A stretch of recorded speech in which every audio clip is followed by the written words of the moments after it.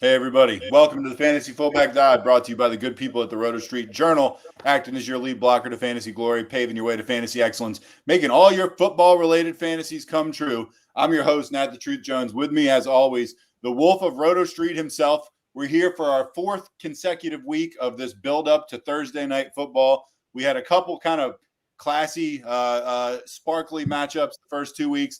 Then last week, we weren't too excited about. This one I was not too excited about, but now it's actually maybe going to be a better game than I thought because, newsflash, the Cowboys are bad. They might be bad, Truth. They might suck. Yeah. It could be.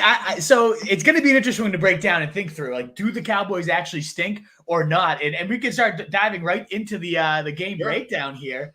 If you'd like, the spread is -6 Cowboys at the Giants. So road favorites here for the Cowboys by almost a touchdown. Pretty healthy. And then a healthy 45.5 over under. There's a ton of betting trends that would lead you to think either of these sides are the best bet to make here. So I'll just list off a few of them before going with my picks here. So in general, Dallas has dominated this matchup. 13 of 14 games. They've won straight up, 6 straight as well in this. The Cowboys line did open at -4, so everybody's hammering. Cowboys are now up to -6. 11 of these victories, of those, again, 13 of 14 wins, have come by far more than a touchdown. So ultimately here, the Cowboys have really just dominated and really had their number. They've also, all the Cowboys games this season, gone on the over, and all the Giants games have gone the under. So it's kind of that balance, that pull as to which way this thing's going to go. And since 2017, the Cowboys are 11-3 against the spread. Against the Giants, they're 6-1 outright and against the spread in 7 road meetings. They won 40-0 in week 1 last year, if you remember that road. I do remember that, smashing of the Cowboys. Now, the thing is though, this seems like a different Dallas team. And then this seems like a different Giants team than what we're dealing with. Certainly Malik Neighbors being added there, that changes this offense completely. Singletary's been a really nice stabilizing force. He's no Saquon Barkley, I get that, but I think Neighbors brings a little bit more juice to what this offense needed compared to like the drop-off from Barkley to Singletary versus what they had at receiver last year to now like getting elevated with Neighbors. I think they've made an overall gain as an offense. Do you think that's fair to say? I do think that's fair to say. I believe that 40-0 drubbing week 1 last year, I think that was right on the heels of your Danny Dimes hype too. So I was that so balloon got popped quickly, if I remember correctly. That balloon couldn't have popped any faster. It was horrible. But the other big note of that too is I think this line is better. I'm not saying good quite yet. Yeah, they have protected Daniel Jones quite a bit better than what they had been doing last year. I mean, he couldn't even throw it last year for the few games he was able to last, and he's had some time in the pocket this season. So yeah, I think it's ultimately.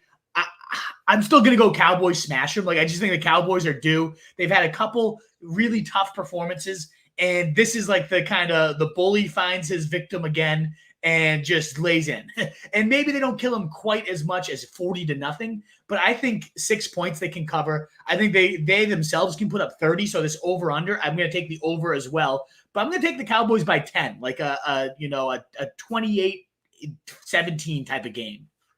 So you think it's going to be a push? You're not going over or under? You think it's going to be a slight under?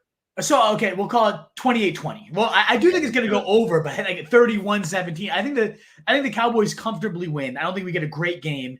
But the Giants make a little more noise than they typically do in comeback mode with Neighbors, garbage time, mopping it up. But I think we're going to get a pick 6. I think we're going to get the defense going for the Cowboys a bit here. And they just get kind of rolling on this team. What do you think? It seems like you don't disagree. You disagree a bit here. No, I don't actually disagree. I mean, the disagreement, or maybe the look on my face that makes it seem like maybe I'm disagreeing, really comes from more like I really hate to bet on either of these sides because I really I'm severely unimpressed with both of them, and anything could happen. My guess would be the Cowboys are going to win and cover, and my guess would be it's going to go over, and my guess would be it'll be fairly comfortable, just like you said. That's what I would guess on all those things. But it is largely, I guess, also just as an aside, I love that on the banner it says Cowboys at Giant. It's just like one singular Giant. Now that I would pay to see. Yes. Depending on the size of the Giant. The Maybe New York Giant would be much right. more intimidating, I think. Maybe this is just signifying that Malik Neighbors is their only good player. And so he is the Giant, exactly. The Giant among Giants. Yeah, he's awesome. Danny Dimes is about what we figured he would be. Obviously, their running game has been degraded. They've been in some disgusting games. Remember, we talked about how they're the only team in NFL history to score 3 touchdowns, not give up any touchdowns, and still manage to lose the game. You got to think they're going to lose this game. I don't see any reason to think they're going to win. The Cowboys, we thought were good, and then we've seen them basically, humiliated 2 weeks in a row? Like, if they're any sort of a team, if they're going to take any sort of a stand, this is a game they have to win. I mean, they clawed back a little bit last week, right? Like the final score, I think, makes it look closer than it actually was. But it became, wasn't it like 28-25? Or like, it was a one. It ended up easily within a touchdown, no question about it. Maybe within a field goal. And I know this because I had Dak Prescott, and his score went from by the end of it, right? His score went from 8 to 37 in 5 minutes. But I mean they went pure pass at the end. They were getting killed. They recovered an onside kick, I believe. I mean, there's just, that game, that ended up on paper. You wouldn't say they were humiliated, but they were down 28-6, weren't they? Yeah, it was the Ravens kind of just getting way too conservative, and they ultimately did claw their way back in, but really never had a shot, in my opinion, as close as the final score ended up looking. I'm going to stick to Cowboys with the points here. Cowboys outright. And I do think we hit the over-under. I think we get the over there by the end of this thing. So I just think we're getting 30-plus points. I mean, you look at their win, because I get the Giants. They're coming off a win. They're coming in hot to home. But the Browns were so bad. And, this D-line is good. I think they can get after Prescott a little bit more than they were able to last year, no doubt. But it seemed like the Giants wanted to keep giving the Browns chances to come back in that game. And Deshaun Watson just is one of the worst quarterbacks I've ever watched in my life, and ultimately did not capitalize. And if you give those chances to this team, this Cowboys team, I know, again, they've been coming off 2 embarrassing losses, but I'm just very confident they're going to come out hot. They're going to come out ready. This is the team we always get right on, and they're going to get right tonight is how I feel. Don't get it twisted. The Giants are not a good football team, and I don't think they're going to demonstrate that tonight. The Cowboys maybe are just an okay team, and I think if they play okay, they're going to win. So, I think we're in line on this. All righty. Well, in terms of storylines, you already mentioned, the main attraction here. That's Malik Neighbors. The and Giant. The question just now becomes the Giant. How nuts does he end up going? Coming off 28.7 and 28.2 fantasy points. He's currently the wide receiver 1 in fantasy right now. Wide receiver 3 and 4 in back-to-back weeks. A 38% target share leads the NFL. A 58% air yard share leads the NFL. This is wild. And I know the Cowboys, they haven't been the best of matchups. 23rd in points per game, but they faced Cleveland. Rashid Shaheed had 18.9 against this team, destroyed them deep, while Olave also put up a nice 11 points in that game. And then the Ravens just had 15 pass attempts. That's it. How is a receiver going to have a huge day? And Bateman was still able to put up 10.8. So I don't think this is a real worrisome matchup for Neighbors or anything like that. And I do think they're going to be chasing points early and often in this one. So I could see another one of those, like you saw in week 2, 18 targets, a 64% target share. I could see another 12 to 15 targets. It ultimately ends at 9 catches, gets right over 100 again and a touchdown. I mean, it seems like it's going to become commonplace with Neighbors. He's in my top 12 overall rest of the season at this point. How could he not be? And just can I just stress, although I know that you've already processed this particular point in your mind, can I just stress how crazy it is that the wide receiver 1 is A, a rookie, and B, being thrown to by Daniel Jones? It's wild. And on that note, though, Truth, and I should have probably made this a question, could you trust Daniel Jones in 2 QB leagues? I didn't make that banner. And you know what? Maybe I'll type one up and we can get to that in a second. I'm going to put that one in. But just to put a bow on the whole Neighbors thing, of course you're starting him. You know you're going to go to the well here. It is just nuts, though, that, again, the wide receiver, that's a great way to put it, with Daniel Jones. And he's a rookie. And it's just, I don't know. I'm flabbergasted. Do you have many leagues? I have in my main league, and it's the main reason I'm staying afloat right now. Of course I don't. Yeah, that's too bad. I got him for $22 in my auction, and I am loving every single penny I paid for him. So yeah, I'm typing up a quick banner here. Can Daniel be trusted tonight? And so I just wanted to dive into the fact, like, you're getting at the idea that, like, yeah, this guy's had Daniel Jones. How's he doing it? Jones has actually been okay this year. It's kind of crazy to say. The last 2 games, he's been 18 and 19 fantasy points, quarterback 6, quarterback 11, QB 12, a top 12 QB in back-to-back weeks. And I think that has a lot to say about how just down overall passing and typical production is across the league. But he has this weapon in Neighbors, and it is rising his ship quite steadily. And I get it. It was so bad last year, but you look at how bad that line is, how bad the weapons were. I think this is far more indicative of the Daniel Jones that I was expecting last year. And I think he's going to be okay moving forward. Back-to-back weeks with 2 touchdowns. He's been okay. So again, I don't know what to expect against the Giants that have the Cowboys who've typically bullied him. If I don't have to start him, I wouldn't. But in a super flex league, a 2 QB league, or if you're just desperate, you're dealing with injuries and you got to get him in there. I am lower than ECR this week though, because I get those traumatic flashbacks, probably from week 1 last year, like you said, where all the air out of the balloon was immediately popped. Like within a drive, you're just like, oh no, this prediction was wrong. You could tell from the first snap of the game that this was not going to be a good prediction. And I'm a little scarred from that, and it wouldn't shock me if the Cowboys kind of get after him again tonight. So I'd bench him if I could. But if you're in a pinch, again, top 12 QB in back-to-back weeks, it's better than we expected, that's for sure. Yeah, no, I don't think he's like the worst quarterback in the NFL. And I mean, look, as far as being fantasy serviceable, if you've got a guy that's an elite enough talent that is like, the wide receiver 1 and is already pulling in like close to 30-point games as a rookie, yeah, the quarterback, I mean, he's at least worth something. I mean, he's at least kept his job. He's not Bryce Young. No, and he's no Andy Dalton either, though. My God. No, he's no Andy Dalton. Don't even get me started on Andy Dalton. That's a fun one, too. Revenge game, Panthers, Bengals this week. Could Andy Dalton send his old franchise to 0-4? There's so many fun stories this week. It's a wild, so many toss-ups. I don't even know which way I want to go with that. That game could not have possibly gone worse for Bryce Young. No, it really could. Exactly. Like, it clearly was a Bryce Young problem, not a Panthers problem, if Andy Dalton comes in and does that. But I'm going to move on to the next story, but we got 330 of you already with us in the first 12 minutes. You love to see that, guys. Thank you so much for being here. We haven't even done the plea for likes yet. If you're with us early, it does so greatly help us get out to more people with those early like buttons, the retweets, the shares, all that good stuff, the thumbs up on YouTube. We got the mailbag starting to brew there, about 20, 30 questions. Of course, that's going to be the lifeblood of this show. We are here to answer all your questions. Love to see a lot of new returning subscribers. We're already at 4,050. Maybe we creep to 4,100 by this time next week. We're getting that steady stream, baby, and it's lovely to see. We're so greatly appreciative of you guys being here. And as always, if you do have a super chat, my man Campanelli is in the mod section, checking that out, making sure we are well aware if there's any super chats coming in.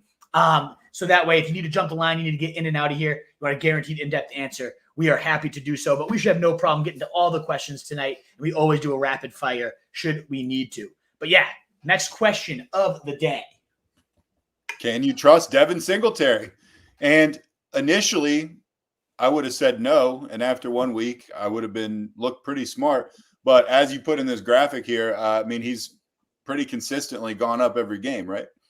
Yeah. So he starts the season and wasn't even that bad. 9.2. Sure, not the best of weeks, but it doesn't kill your lineup. Then he jumps up to 16.5 PPR points. And then last week, 20.8. And I have Saquon. I think Saquon looks like Saquon so far, other than Saquon just destroying it with the Eagles. So never mind. I shouldn't say that. But Singletary absolutely makes me scream at the TV where he breaks through, could easily score. They would have been up 2 scores. No way they come back from that. But he does the unselfish thing. He falls at the goal line, and it's like, I ended up losing by 7 points, so it wouldn't have made the difference. But man, it would have made me that much more furious, like going into Monday night.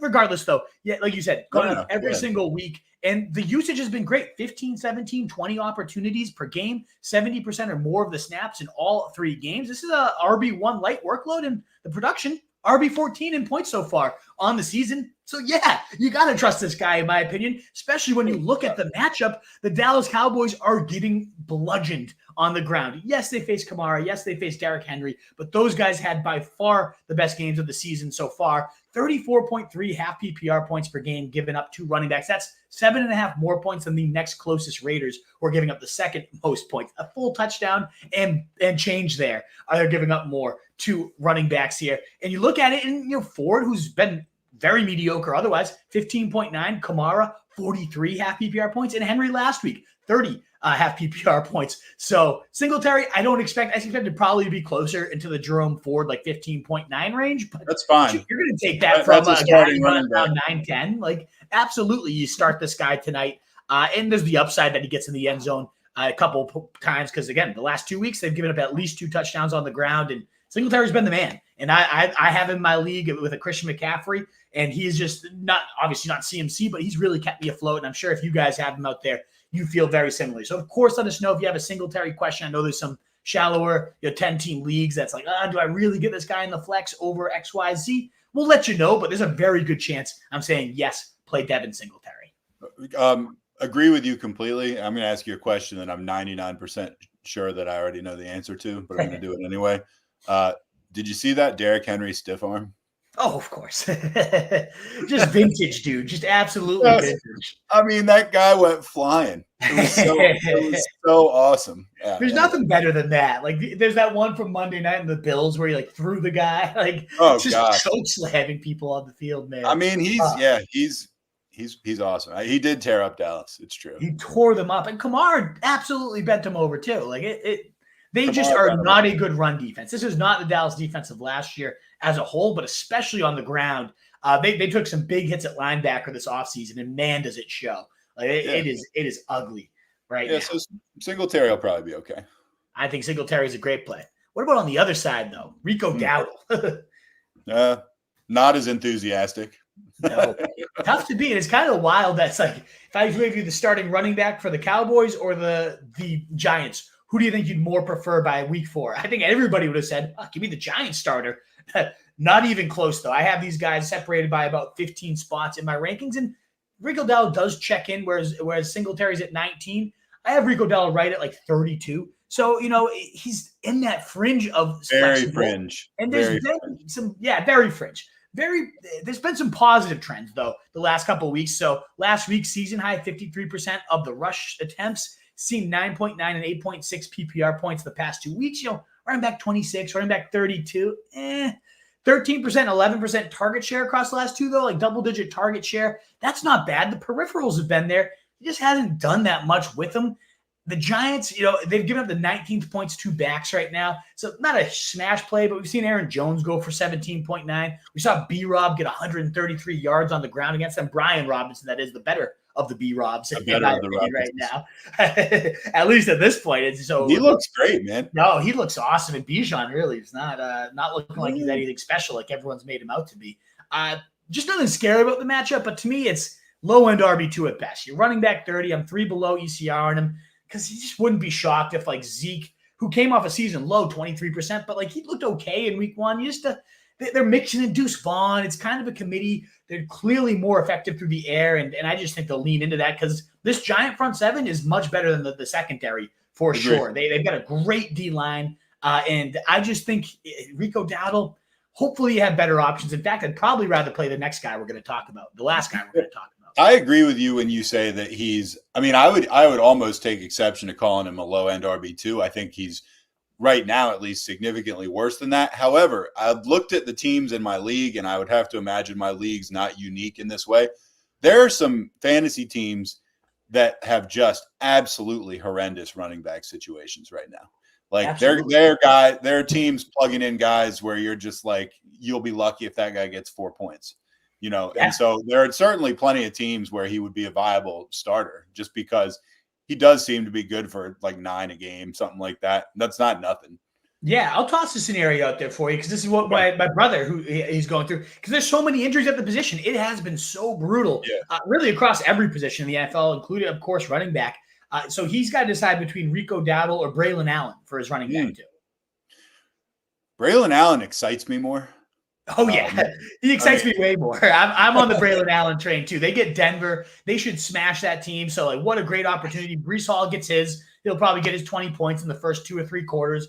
And then you bleed the clock out with Braylon Allen. This Bruce, 240 pounds, like, running like, he's so much more exciting. Like, I would probably I would probably play Allen. Seriously. I would, too. Maybe I'll end up looking like a fool, but, like, it's more fun to pull for.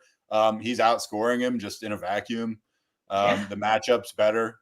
Well, I don't know. The matchup's pretty. The matchup's better. The matchup's better. Denver's very generous on the ground. They are generous. That's a nice way to put it. We've already seen Allen put up a 19.6 day, and like last week was 8.8 on like just 12 touches. Doing it on like 8-10 carries. Like he had more yards than Breece Hall last week on 8 fewer carries. He had more rushing yards than Breece Hall. Yeah. And this is not an indictment of Hall. He's great. I've gotten some like, why is Hall so high on your rest of season rankings? The dude's averaging 20 points a game. Like I have him. He gets me 20 plus points a game. Like I'm not complaining about how he's doing just because his yards per carry isn't as high as it could be. He's a bell cow. Like he absolutely is doing great, and I get it. Like, would Breece Hall owners rather have him getting every single touch? And could we have seen that scenario? Sure. Could he be going for 30 a week? Yeah, probably. If Allen didn't exist, I mean, we know that scenario exists, so it's kind of. You have a much better chance of having him go the full season if he's playing 70% of the snaps instead of 100%. And look, he's playing 70%, and I'm still getting the points I'm getting from him. And maybe he plays every week. I'm not complaining about that. No, with all that said, I would. The more I talk about this, yes, I would certainly start him over Dowdle. Yeah, I like Braylon Allen a lot. Exactly, I would start him over Dowdle. That line is really good too. Like even when they suffered Moses, a great tackle went out last week. First round pick comes right in, pick number 10 they made. And would I have gone Brock Bowers there? Absolutely. But nonetheless, like that tackle comes right in and he's blowing people right off the ball again. It's like the weird situation where the Jets have a good line with depth and Aaron Rodgers, it looked like vintage Aaron Rodgers. Yeah, give me Braylon Allen 10 out of 10 times over Rico Dowdle as a measuring stick. I would have said Bucky Irving over him too, but now he's dealing with a hamstring injury, which is too damn disappointing because I was so excited the way he looked last week. Like, I was ready to fire up Bucky Irving. Is he not playing? It's undetermined right now. He didn't practice today, and I think it was suffered during practice. So that's a hamstring. It seems like he'd be unlikely to go. That's too bad. It seemed like he was on the verge of maybe eclipsing White's workload. Absolutely, he certainly outproduced him. We could go. That's another conversation. Another conversation already, but yeah, Bucky Irving good, Rachaad White bad. Yeah, very simple conversation. Go ahead. But no, you could have looked at the carry. It gets I believe Rachaad White's up to 63 yards on 22 carries. I think he's averaging. I know it's 2.9 yards per carry. Or no, it's 2.1. He's at 2.1. I thought it was 2.1. Yeah, it is 2.1. So even worse, 2.9 was his average last year. 2.1 is his average this year. Bucky Irving's at 6.7, just making the most out of every single touch. Unfortunately, the hamstring injury. But yeah, if you were going to play Rico Dowdle, now this becomes the question for me. Would you rather play Jalen Tolbert? I know they play different positions, but if we're moving around our lineup and we're kind of considering these guys flex guys, would you rather play Jalen Tolbert? Is he a viable desperation play? I don't know how you feel, Truth. I don't know. He's only 6% rostered. I know you probably feel better about the guaranteed work that Dowdle's going to get. He's going to probably get 12 to 15 touches. He's the higher floor play, but we have seen Tolbert outscore Dowdle in back-to-back weeks. He's had 11 plus half PPR points in back-to-back weeks. He led the Cowboys in targets 2 weeks ago. He scores the touchdown last week. I mean, I kind of like this guy right now, and he's only 6% rostered. This is the desperation of all desperation plays if you really need him. But we saw Cooper put up 20, not Cooper. Who was it last week? Oh, no, it was Cooper against the Giants. Yeah, it was Amari Cooper. Yeah, it was Cooper against the Giants. 24.1. Jefferson was relatively quiet, 13.9, but they just didn't need to throw it all. McLaurin was shut down, though. So, it's not the best of matchups is what I'm getting at here for Jalen Tolbert. And so I don't want to have to play him. But if I'm already going to Rico Dowdle. You have to be able to do better than this, though. I think so. And I'll toss out one that I love, and this is probably why I wouldn't go to Tolbert. And even Dowdle tonight. I'd rather play this guy who's out there in 85% of leagues. I love Michael Wilson. I know you wrote about him last year, Truth. Yeah, and he gets Washington this week. Anybody facing Washington's great, but 14% rostered right now, coming off a 9-target day, second on the team with those 9 targets, led the team with 8 catches last week, 64 yards, but also had a 30-yard reception called back on a holding penalty by the offensive line. We could have been looking at a 94-yard, 9-catch day for this guy. Like, he would have been rostered in every single league had that been his stat line, especially when you look at this upcoming Washington matchup. And by the way, Trey McBride is probably not going to play this week, so they're going to be looking for that over-the-middle target, and that's kind of what he became over Greg Dortch last week at least. And Marvin Harrison, of course, is going to be the number one there. He's going to get plenty of deep shots. He's going to do his thing. But I thought Michael Wilson really impressed me last week, and now he gets the best possible matchup. So I'm talking about Wilson just because, again, if you have to go to Jalen Tolbert depths and even Rico Dowdle depths, like, give me Michael Wilson over either of those guys easily, and if he's out there in your league. I'd play Michael Wilson over Jalen Waddle with the quarterback situation there at this point. I absolutely would. I say that as a Jalen Waddle owner. Yeah. Look for Michael Wilson on your waiver. You wrote about him last year, right? Like, big, athletic, like, good after the catch, good down the field. Like, he's a player. I like Michael Wilson. He's got a great setup this week. Yeah, he's good. I mean, no question about it. I'm saying my as we get into the mailbag here in a second, my team is so riddled with injuries right now. So, I mean, I have Trey McBride and Bucky Irving starting this week, which I'm probably going to end up regretting that. I also have Tank Dell, who's been terrible, and they've got him projected for 0 points. So there's got to be something going on there. He's dinged up. Yeah, he's dinged up. So I would stash, if you have to drop your kicker or whoever, I would stash Michael Wilson. You might even want to just play him ahead of, like, he's safer than Tank Dell this week. As crazy as that is. Tank Dell's projected for 0 points. Everybody's safer than Tank Dell. Sure, safer. Yeah, exactly. Yeah, he's probably safer than Jalen Waddle too, like you said. Absolutely. Right. And Campbell, as we were going through this rant, he's a Giants fan, our moderator there, did note, I guess it's beneficial now that the top 2 corners for the Giants have been ruled out. That definitely adds a little bit of shine to Jalen Tolbert if you're desperate or you want to think about him. It's fun. I'm just chuckling too, Truth. I know this doesn't mean anything. The past 2 streams, I got, how I talk with my hands. I've hit 10,000 steps sitting at my computer in 2 back-to-back streams where I'm waving my hands around, and then the thing goes off and gives me my congratulations as I'm drinking a beer and getting ready for the game. 10,000 steps as I don't move at all from my chair. Good for you. All from the comfort of your own ass. Let's go.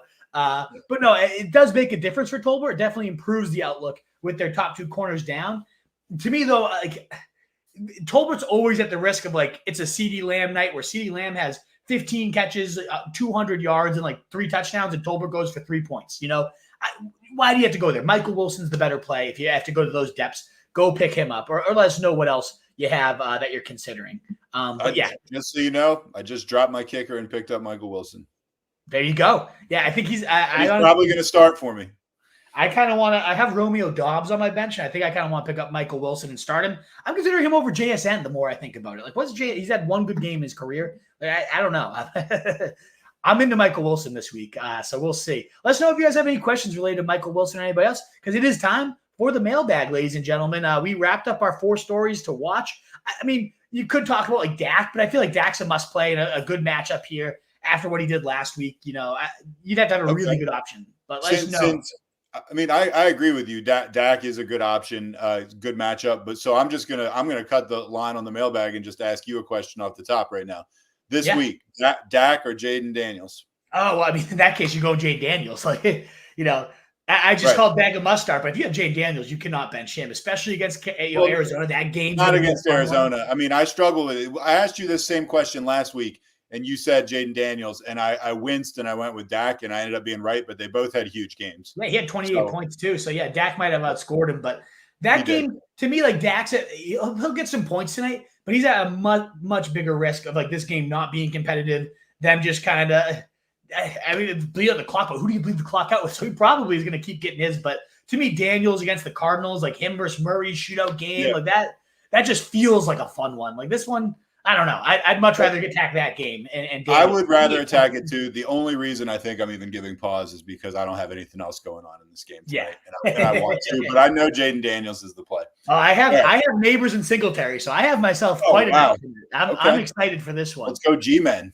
Yeah, let's go G-Men, baby, all night. Well, guys, we have over 575 of you with us already. You love to see it as we're 30 minutes in. Now just getting to the mailbag. I know a good amount of you are coming from Twitter. If you want to, some people have said it's easier to ask questions on YouTube. I actually don't think I tweeted out the stream, but if you go over to YouTube, Roto Street Journal, it'll be right there for you if you do want to pop over there. But we do see the first question of the day is from Twitter as well. So if you can ask Twitter questions, totally fine. Wherever you are want to watch, we so greatly appreciate it. Wherever you are, almost 600 of you, a quick thumbs up would go so long. Like, shares, all the stuff, the retweets. It really does truly help us out. If you appreciate the content, please do that small little favor for us. And if you need to cut the line, Super Chat is always the way to do so, especially if you just want to support your boys as well. But certainly not necessary, and I think we're going to have more than enough time to get through the mailbag tonight. Yeah, we'll get through it. Let's All right, John R. Oliver from Twitter or from X, whatever you want to call it. Singletary game script. What do you think? Yeah, that's the thing I like about Singletary, though, is, I do expect the Giants to win. I expect them to get up early and often. Singletary still doesn't leave. He's, again, played 70% of the snaps in every single game, and we've seen them be down big against the Vikings. We've seen them be up and have to bleed clock. Singletary's, that's what I love about him. He can play in any situation. He is not game script dependent. The only time that he's come off is occasionally for Tyrone Tracy in the red zone because Tracy's a little bit of a bigger back, which, of course, you don't want to see him taken out there. But overall, he can catch, he can pass protect. If they get blown out like I think they do, well, he's going to ultimately still get trapped. I think the only big risk of a game script issue would be if they get truly murdered, like, and they pull Daniel Jones, they pull their starters, and then they want to get some rookies burned. I think that this Giants team is a little more competitive than that. So, I agree. I think Singletary, there's really no game script, John, that I see him at risk for. If they're having to throw and play catch up, well, we're going to get the dink and dunks, and he's great at that. So, yeah, I like every situation for him tonight. I think like you said, I feel like the only threat is that if it ends up being kind of like a Buffalo versus Jacksonville Monday night game like we saw. How pathetic are the Jags? Just literally rolling over. They are so bad, dude. They're bad. Trevor Lawrence is bad. Like, I've never been a Lawrence guy, and I feel so vindicated. I've always said this guy is so overrated. I mean, what is it, 8 straight losses? The dude hasn't hit 17 points in like 7 games. And not fancy points. His team hasn't scored 17. It's 8 or 9. Bag a win too, but like, I think it's Trevor Lawrence. I think he is the issue. And they just signed him to what, $15 million a year? Like, oh man. The game was over in the second quarter, man. He is so soft. Like, and that team is soft. I mean, you guys can let me know in the comments whether you agree or disagree, but I have never been a Lawrence guy, and I never will. Didn't you feel like early in his career, at least, or certainly in college, he used to like be somewhat elusive and could run? Now I just feel like he just gets dropped like all the time. I mean, he certainly was elusive, and this feeling it's in his bag of tricks. But like he doesn't dive into it ever because he's too soft. Like he'll just take the sack and just to get me and fall on the ground. I mean, I don't know. He's just it doesn't. There's sometimes he'll make these throws and like, yeah, damn, wow, that was like a top 5 throw. Like you got to be real talented to make that. But 90% of the time, I am so unimpressed with this guy. Like absolutely with you. All righty, Hemdog, always here. Man. Love Bring on Thursday Night Football. Should be fun. Need some help if that's okay. When you get to them, pick 2 quarterbacks. Danny Dimes, Caleb, and Justin Herbert. Leaning Danny Dimes, roll of the dice due to Herbie. So he's a super flex league. 2 quarterbacks. Pick 2 of them. Yeah, I definitely played Danny Dimes tonight because honestly, he might be the best of these 3 options that you have. Realistically, probably is. I mean, Caleb Williams coming off the best day of his career. They do love to chuck it a top 6 in situation neutral pass rate. So I think Caleb Williams is my highest rated guy here. He gets the Rams, a bad secondary, but also a team that should be pushing them to continue to throw. But I do have to go Daniel Jones over Justin Herbert right now because one, Herbert hasn't been practicing. You have to. They have the bye week looming next week.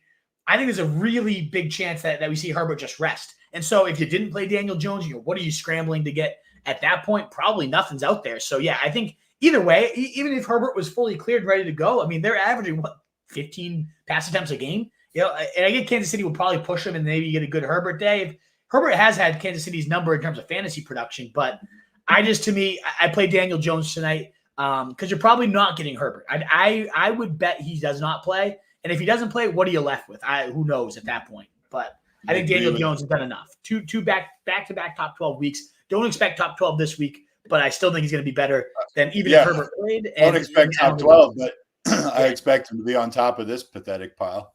Yeah. He's bashing on Hemdog, our guy over there. Come on. I love Hemdog, but What? Okay. All right. What do you think of those three quarterbacks? It's not great. Right? Dimes is the best one. I agree. Yeah. Trace Cinco, Wolfpack, week 4. Let's go. Got Man. one for you. Full point, full PPR, I guess. Would you play Dowdle tonight or play Akers with maybe Pierce cutting into his workload or Mixon maybe playing? Oh, that's a pretty good one.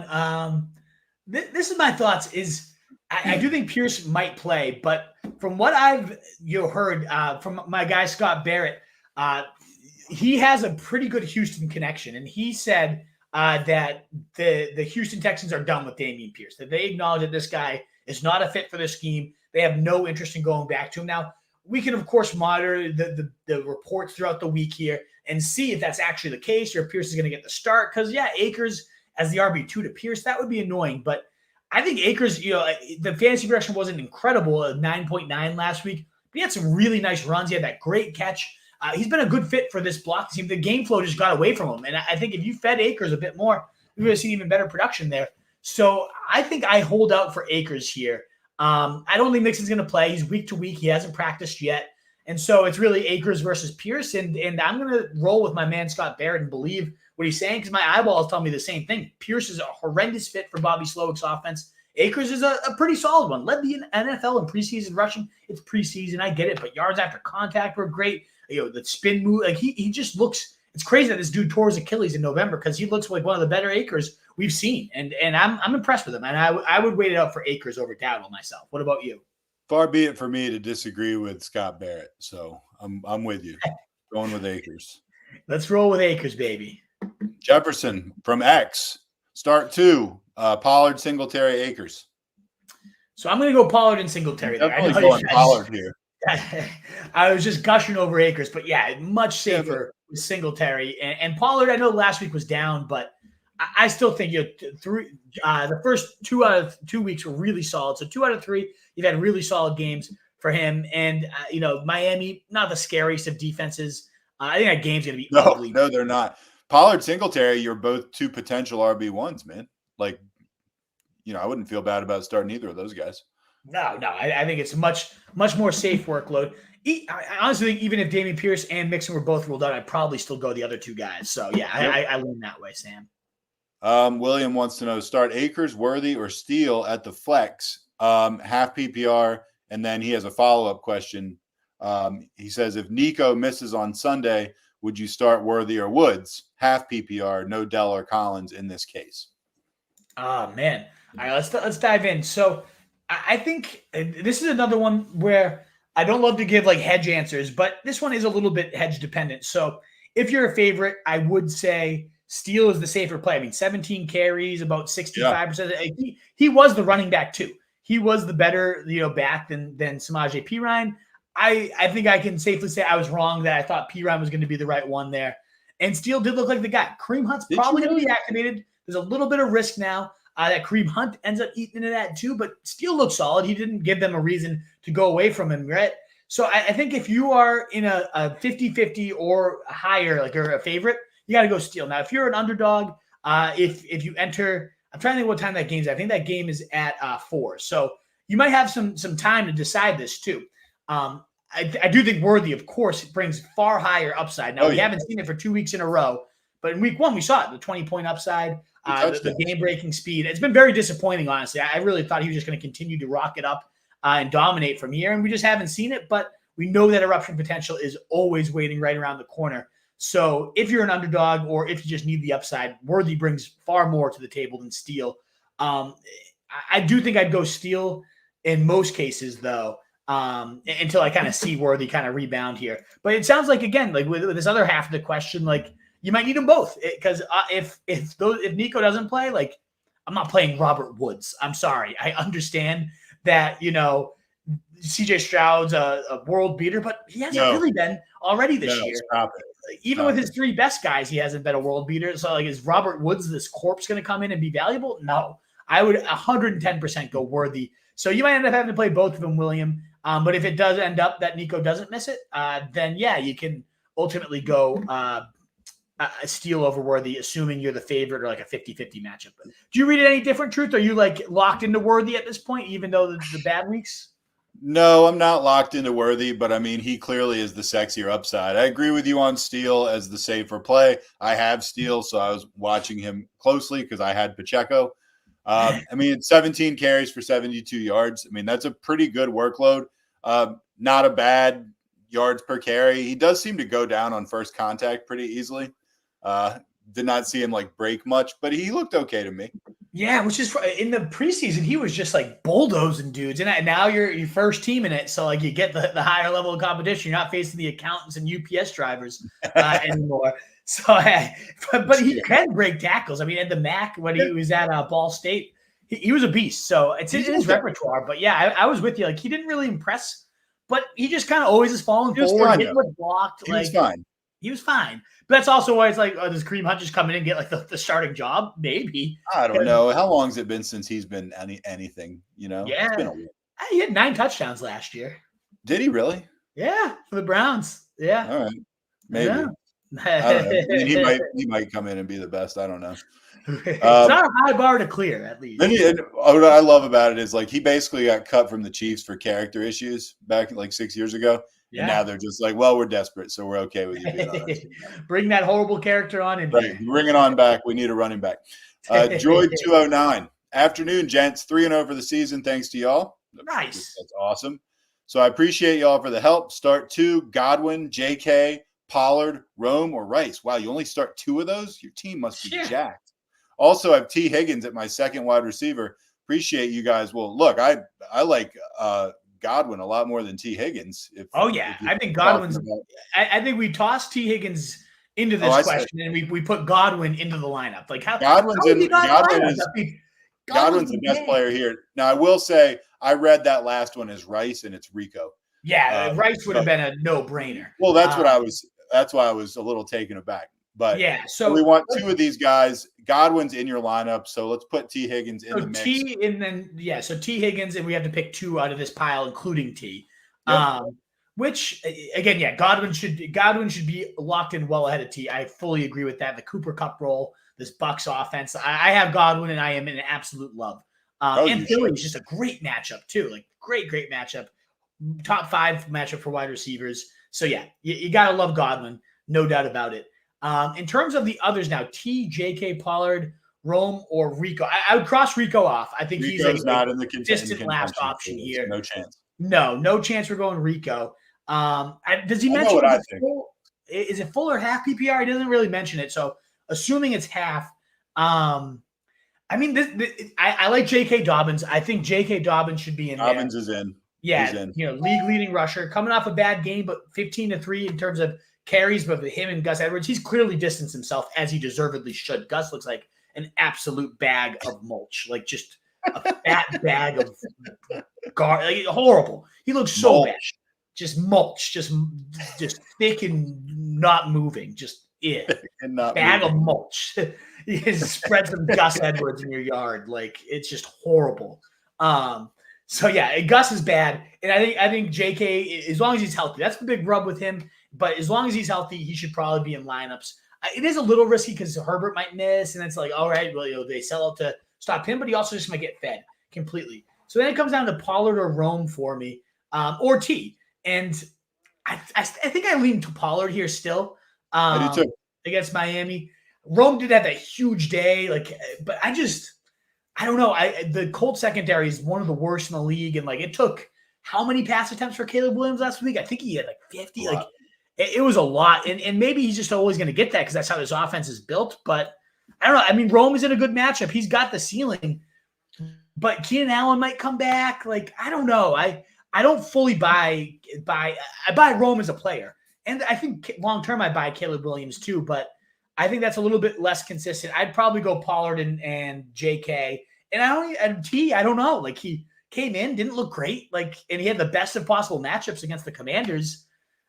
Not that the Panthers are anything scary, but you're not. It's that rust. We've seen it with Ayuk. The 2 weeks of the injury now with T. When these guys aren't out there, it takes them a little bit to get going. And I don't love T in my lineup. So yeah, I'm gonna go JK and Pollard. Me too. Yeah, and get Godwin in that lineup, no doubt. Get Godwin in right away. ASAP. Far away, 700 of you guys here too. Love to see it. We're just starting to cook. But that thumbs up, always so greatly appreciate. The like on Twitter, the thumbs up on YouTube, the likes, the shares, the retweets. It really does go such a long way, guys. Thank you again. Awesome to see those 700 viewers this early in the show. It really means so much that you're choosing to spend your pregame over here with us. Thank you. Yeah. William coming back and asking, drop right for Tyler Algier. Robinson's banged up. I'm assuming he's talking about Jalen Wright, correct? I wanted to ask you, I got some kind of Jalen Wright questions too, so I'm interested to hear what you say to this. Yeah, so I think the Jalen Wright play has changed a bit. I thought he only had a couple carries last week, looked really good. I think he averaged right around 10 yards a pop, but the guy's got the juice that I believed him to have. That being said, this situation's obviously different right now with no Tua. Like you see a Skylar Thompson-led offense. The whole point was you got an explosive guy in an offense that just maximizes speed and is a great overall, top 5 overall unit in the NFL. Well, this is maybe a bottom 3 unit now, probably a bottom 1 unit other than the Patriots maybe at this point. So maybe Tua comes back and maybe it regains it, but I don't know. Like we might have seen the last of Tua this year. So the play with Wright, the bet with Wright has changed substantially. Like how much upside does this guy truly have? I don't know. Like Achan's not even really fully getting it done in this offense. And Achan's one of the best talents in the league. He struggled last week with great volume. So to me, this bet has changed a lot with Wright. I think he is droppable and certainly droppable for a guy like Algier because he looks good and Bijan's banged up. And that offense, I know it hasn't been lighting the world on fire, but it is a great run scheme. And Tyler Algier, we've seen it. If something does happen to Robinson as a rookie, Algier was the number 1 running back for the final 3 weeks of the season when he took over as a starter. Ran for 1,000 yards, even though he wasn't a starter until the last couple of weeks. Like Algier's got some real juice. So to me, I do think Algier, we've seen the talent with him, and his setup would be significantly better than if handcuff upside comes to fruition. Like right at this point, I don't know. Like what's it really worth to be the backup for the Dolphins? Because Mostert would still be there, Wilson would still be there too. Like yeah, sadly, I loved Wright. He was in the guide. Yeah, I know. Must draft guys. But I've dropped him where I have him, and where he's dropped, I haven't gone out to pick him up. Like I don't think Wright needs to be rostered anymore, sadly. Yeah, he's the first guy on my bench that's getting dropped at this point. Yeah, if you need your kicker, I mean that's the guy you're going to go for. At this point, yeah. He'll probably be on waivers later on this week. Chris wants to know: start Dowdle or Singletary? Singletary, easy Singletary.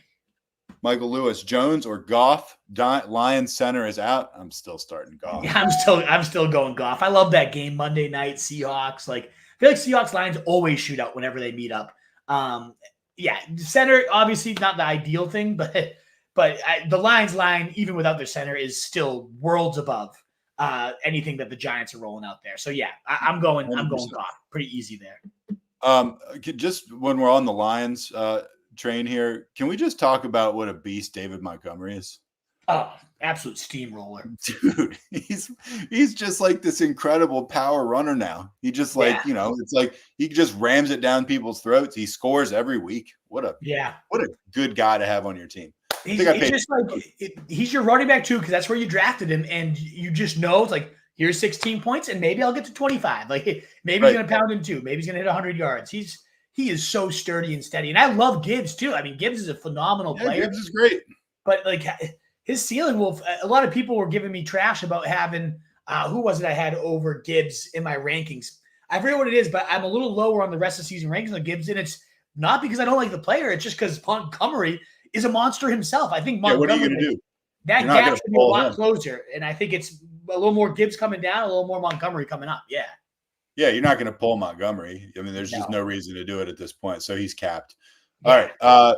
Tomas Medina, Lobos, flex Rico tonight or Allen? We actually just talked about that. That was that exact question, my brother's question too. And I agree with you. Don't want to play Waddle in this shitstorm offense.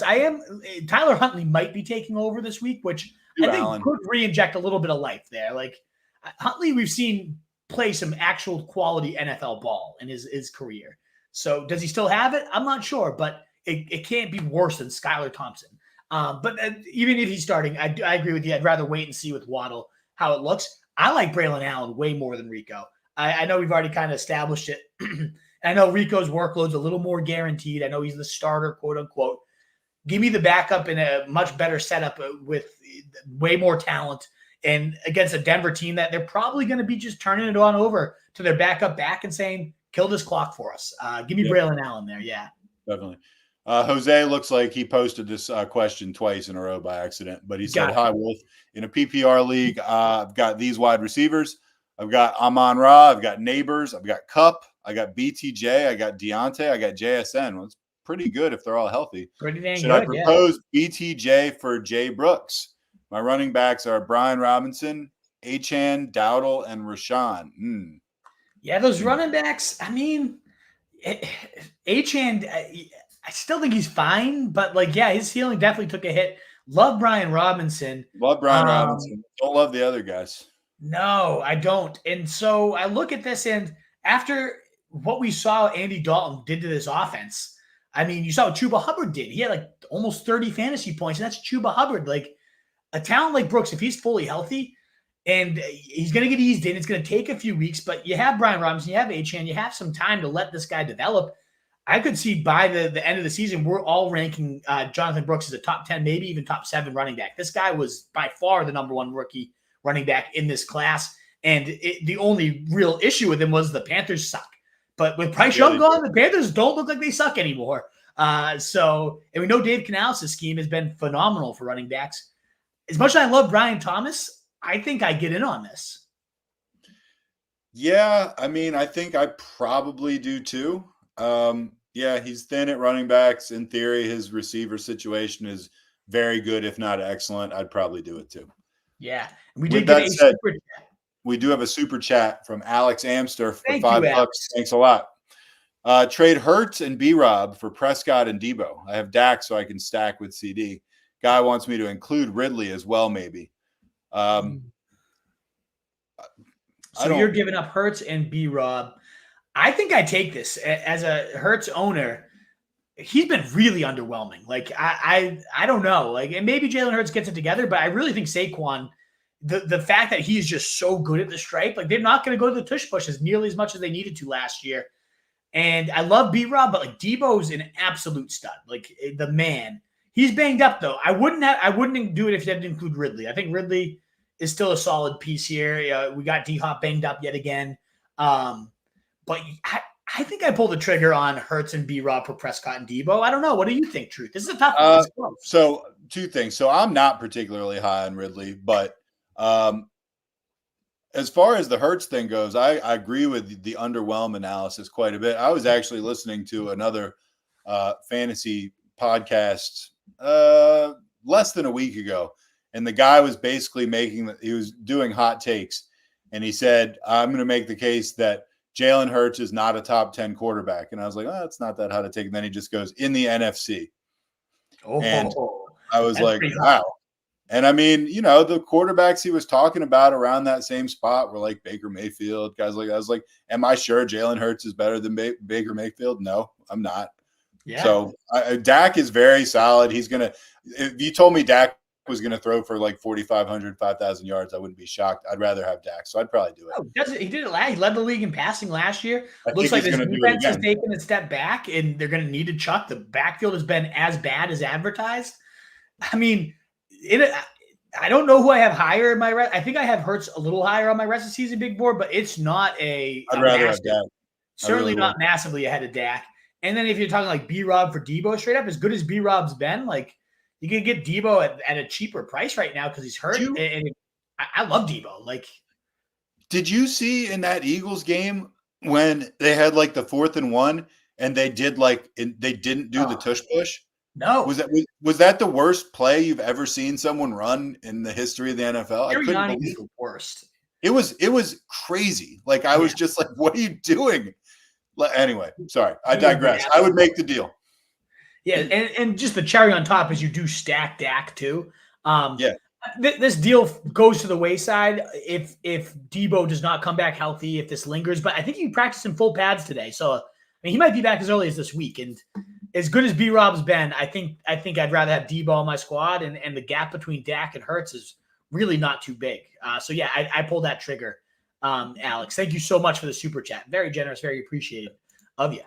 Z Smitty, I need help. McBride isn't going to play, and I really need to pick up a tight end. My bench is really good. Who should I package a 2-for-1 for? My bench is Hunt, Coop. I guess that's Cooper. Deontay, Terry, Thomas, Worthy, and Chubb on the IR. I mean, it's tough to have Deontay on the bench after last week. I wonder what your starting lineup looks like, No, Z who you Smitty. got? I think Z Smitty, you were consistently drafting with us in the summer, me and Mo, if I'm not mistaken. I think you were Z-balls in the draft. I could be wrong, but if that is you, great to see you again, brother. Good to see you again, bud. But like, and Coop could be Cooper Kupp too. So, that that might not be Amari Cooper. I do agree with your logic though. Like you much rather do a 2-for-1 package and try to get something. Again, how's Deontay not in your lineup right now? I would say, Kareem Hunt's the one you could cut if you need to cut somebody. If ultimately you can't pull off a 2-for-1, Hunt's no guarantee by any means. Could be the best Chiefs runner, but I think that's I think it's pretty unlikely. I would say you're probably getting the best deal here. Terry coming off that big Monday Night Football game, Jaden Daniels looking as good as he is. I don't think he's the one I most want to trade, but he's the one that you're probably going to get the peak value for because Worthy, people are going to be worried about those two, and rightfully so, those 2 dud games. Thomas, the Jags stink is all around him right now. So if you're trying to maximize on value, like Deontay would also be very high trade value right now, but I think Deontay's is going to be more sustainable and more consistent than I think Terry McLaurin's is going to be. So I would be kind of looking to maybe package like Terry and Thomas or something like that. But you could definitely move 2 guys for a stud. But if you got to cut somebody, I'd cut Hunt. I don't know. Like, do you have anyone here, Truth, you're looking to sell? Like, how would you kind of maneuver this? I'm not anywhere near as good at this type of thing as you, but I mean, Terry and Thomas, I thought were reasonable. I mean, it's hard for me. It's hard for me. 2-for-1, I think, is the right way to go, but it's hard for me to believe you're going to get like someone that you would characterize as a stud for like Terry and Thomas. Like, would you give someone like a legit stud for those 2 guys? I don't know. That's the thing. Yeah. Like who's really like trading a stud for Terry? Like, would you trade like Amon-Ra St. Brown for those 2 guys? No, wouldn't even. Well, that's what I'm saying. Like, if you're saying like, it sounds good to say I trade these 2 guys to get a stud, but like, who's getting off the stud for 2 guys that aren't like really exciting you, I would say if you could pull off like a Terry and Thomas for like Godwin, Oh God, I'd never do that. I wouldn't either, but I would never trade Godwin for those guys. No, I'm not saying I would. I think Godwin's a fringe top, like a first rounder right now. But he might be a guy that somebody doesn't value quite as high as they could. I would certainly do it. If someone would do that, if I were Z Smitty, I would do that in a second. I just am a little skeptical. I mean, I don't know who he's playing with or anything like that. I'd be a little skeptical that someone would give up a legit stud for that kind of package. I feel like he would have to package something better. Maybe throw in a Deontay, somebody that has a little more flash and excitement to him right now. Yeah, it all depends. But yeah, I'm with you. It's a tricky line to toe because I'm with you, Truth. Like, it sounds good on paper, but what does it actually get it done? Maybe there's a league that's an 0-3 team that needs the depth, that has all these injuries, and you can pull something off with. Go for it. But it is. I always like to be on the give me the stud for 2 middle guys, and you should always be on that too. And it looks like you're trying to pull off, and most people I think lean the other way. So we'll see. Good luck. I mean, I'm pulling for you. Absolutely. Tyler Owens, should I go Wandale or Braylon in the flex half PPR? I'm going Braylon at half PPR, especially if it was full PPR. Wandale, I mean, he's added a 24% target share. He's getting a lot of the dink and dunks, but it doesn't add up in half PPR when it's like 8 catches for 30 yards. It's like, okay, I got 7 points. Give me Braylon, who might have 2 touchdowns against the Broncos. That's how I feel. Agree. Bowers or Ferguson? Bowers. I think so. I mean, I don't know. Fergie was great. Like, I think I have Fergie. I'm intrigued by Bowers. Bowers is certainly more intriguing, certainly a far better athlete and player, but didn't get it done last week. A far better athlete and player. But like, he's on the Raiders, and the Raiders suck. They do. They're terrible. It's true. Three catches for 41 yards last week, like the tight end 14 versus Ferguson comes off the injury, comes right back into 11 targets, 6 catches, 95 yards. Just like, yep, I'm back. I'm the clear number 2, as you knew I was going to be. Yeah, maybe. I want Dak's clear number 2 than like you got. Yeah, we just talked about Dak throwing for 5,000 yards. You're right. I retract it. Bowers I'm has intrigued so much by. more Great upside. athlete, Like, but you're right. Ferguson's he has so much more upside. Absolutely, Bowers. But I don't know. Like, against Cleveland, are they going to really be pushing the ball downfield? He did have that 998 catch day, but like, he's got one great day and then two mediocre days. As much as I love the player, and again, love the player way more than Ferguson, I think Ferguson's just safe, steady. Yeah. Like, you're going to get 10 targets, you're going to get 6 catches and 7 yards, maybe a score. So I'm You're going Fergie over Bowers. You're probably right. Terry or Jennings? Boy, Jennings, I tell you what, not too many people probably saw that coming. Hillary started him in our league. Oh, my buddy Johnny Goodtime started him too. But I assure you that neither Johnny or Hillary saw that coming. No one saw that coming. They might have been he could be serviceable. No, yeah, exactly. Maybe get you through a bye week. Juwan Jennings, we're talking about 46 points or whatever he had last week. But no, I might be the only human on earth who had a team bad enough to play Jennings and still only put up like 80 points. It was the rest of my team did literally nothing. It was so painful to watch. My buddy Johnny started Jennings. He got like 44 points, and his team scored like 80 total. Yeah, that's what I did too. I don't know how it happened. Like, how did you have a guy that has 40-something points in your lineup? You only put up 80. He had two guys post zeros. He had Mark Andrews and Shaheed. Yeah, exactly. I think we had a very similar team, it sounds like. This is a tricky one, right? Because it's like, I mean, Debo is practice, so it could become very easy. If Debo plays, Kittle's back practicing, like, all the stars align for this Jennings blow-up. Now, I mean, he looked amazing. He looked better than Ayuk, honestly. Like, I mean, you put up a day like that, but even just eyeball test-wise, like the leaping catches, I got to see that alligator arming, like, I still, of course, value Ayuk higher, but, like, that was a great performance. But with Kittle coming back, with Debo maybe coming back, and even if they don't, like, this was definitely the game of his career. And, he could still have a pretty good day. But I think Terry, we just saw that. What I saw from Terry that I love is they finally started to move the guy around. In fact, there was even a quote where he went up to Kingsbury. He's like, you can motion me into the slot and I can get inside this defense. I will destroy them. And literally the next play, he catches that deep touchdown. And it's like, they finally started to get him in those situations. Kingsbury has been so stubborn about his it was DeAndre Hopkins, whoever it was. You got to lock him outside, and he plays 90% of his routes out there, and that sucks. And they finally embraced the idea of motion and moving your best guy around and getting mismatches, and we saw the results. And then Daniel's looking as good as he did, 91% completion percentage. Like, we know he can, and they weren't just dinking dunks. Like, he was slinging that thing deep. I feel a lot better about Terry moving forward. And I'm fine starting him over Jennings despite that blow up. Even if it's the best case lineup for Jennings, again, if Debo and Kittle somehow missed, I'd probably still go to Terry. I don't know, though. Maybe in that scenario, I might go Jennings. I don't know. What are your thoughts? I really like Terry. I was very impressed with Jennings, but I saw something. Maybe I saw it wrong. I don't know. Didn't he have more touchdowns in that game than maybe like his whole career prior I think to so, that? yeah. So, yeah. I mean, yeah, it was an awesome performance. I got to see something significantly good again before I'm just going to be completely I'm not going to go all in on a guy that had one good game one time. No.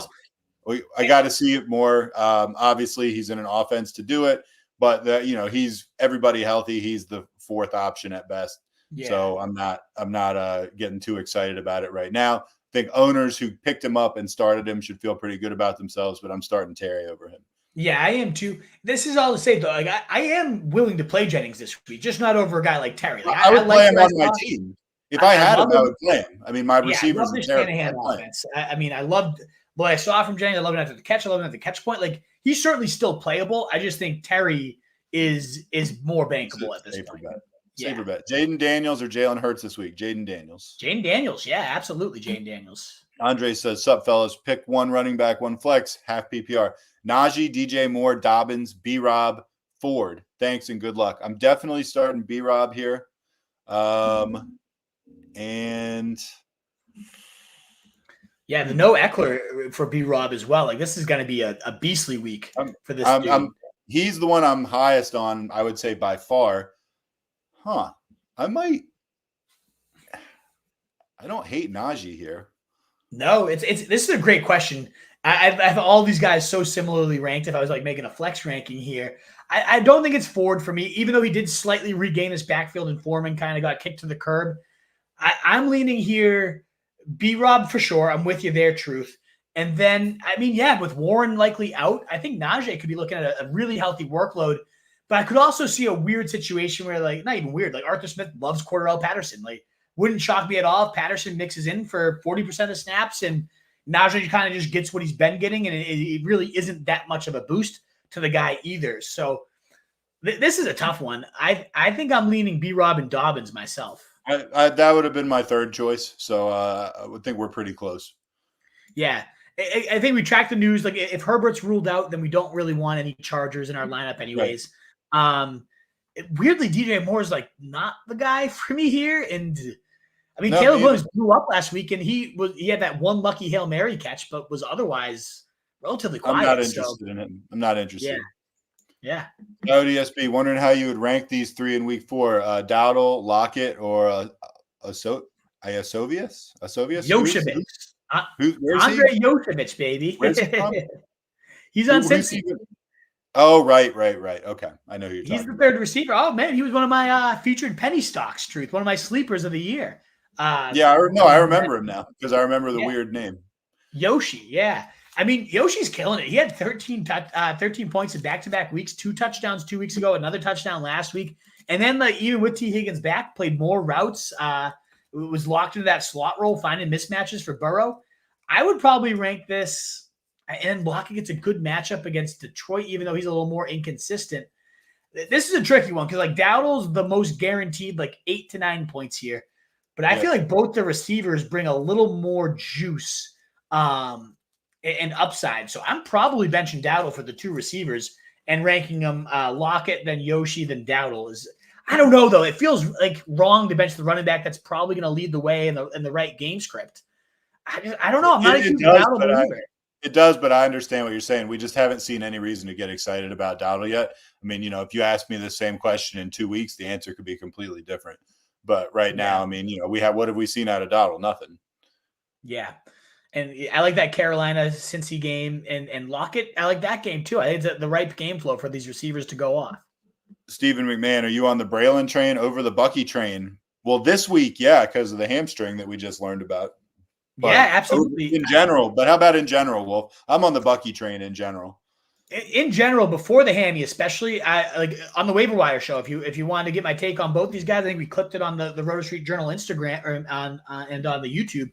I'm definitely had Bucky higher. I thought he had the clearer path to starting and getting meaningful work without an injury being required. Like the only Rashad White's really bad. Exactly. And Breece Hall's very good. So even though I think Braylon's probably a better player and certainly in a better overall offensive environment, Bucky has the path to take over and start by just being better. That's never going to happen for Braylon Allen. Like, as good as he is, he's not going to be better than Breece Hall. He's not going to take that starting job. So he needs an injury. In my mind, though, if the upside scenarios play out for both these guys, both starters went down, Rashad White and Breece Hall, I think Braylon Allen's like the clear higher ceiling. I agree with you on that. So no injury to either guy, Bucky all the way. Injury to obviously one or the other. That one's easy. Injury to both guys, Braylon. I agree with that analysis across the board. Yeah. The thing with Bucky now is too, though, like the hamstring thing, if this is bad, if this lingers for a few weeks, then it's just like, So if I had to pick one today, I could only roster one. I'd take Braylon Allen if I had to roster only one of these guys today. Agree with you. And at the same time, like you said, even without an injury in 2 or 3 weeks, if you told me Bucky was the undisputed starter or getting the workload, I wouldn't be surprised at all. Not at all. Depending on the injury, of course. I have them both, and I'm very happy to have them both. I have Bucky. 909 Orbit. Should I trade Tyreek for Kyron and Garrett Wilson? Other running backs, Mason, Harris. Wide receivers, London, Jamo, and Pickens. I would be smashing accept. I would turn off his broadcast and smash accept. Kyron is like performing so well in the worst of situations. The line's all banged up. The weapons are all banged up. And he's putting up 30 burgers. Skylar Thompson Garrett Wilson is passing to Tyreek. Yeah, exactly. Like, of course, in a vacuum, when everything's right, Tyreek is far and away. Everything's not right. Week 1, I probably wouldn't have said yes. But honestly, even in week 1, I would have given it some thought because you're talking about Garrett Wilson, who was a first rounder, who probably didn't deserve to be, but was a first rounder. His schedule is about to ease up big time. Yeah, Kyron Williams, a low-end running back one at worst, and right now he's looking like a top 6 running back, just like the guy that he was last year. So I would hammer this in a heartbeat, like that, no doubt about it. And look, even if everything was right, like you said, you'd consider it. But you said if everything's right, Tyreek's the man. Well, everything could not be further from right. Exactly. Like it is like, that's not a reality we live in anymore. Do that absolutely. Rodgers has looked really good. He's peppering Wilson. Make the deal. Yeah, make the deal. I'm with you there. I would fully agree. Matthew Willis, is Emmanuel Wilson a must pick up right now? Must pick up's a bit of a stretch, a bit overemphasized. But in all honesty, though, like I think he's only about like 6-7% rostered, and I think that should be 30%. Like he's not too far off in handcuff value from the Bucky Irvings, the Braylon Allens, like those guys. He's a tier below him, but like I actually should do this. I should retweet it ahead of Friday. Is like who are I've been doing it every week. I don't know why I haven't done it yet. Like the top running back stashes and handcuffs that are available right now. I bet he's going to be top 5 on my list. You're looking at Marshawn Lloyd on the IR. Who knows that guy's ever coming back?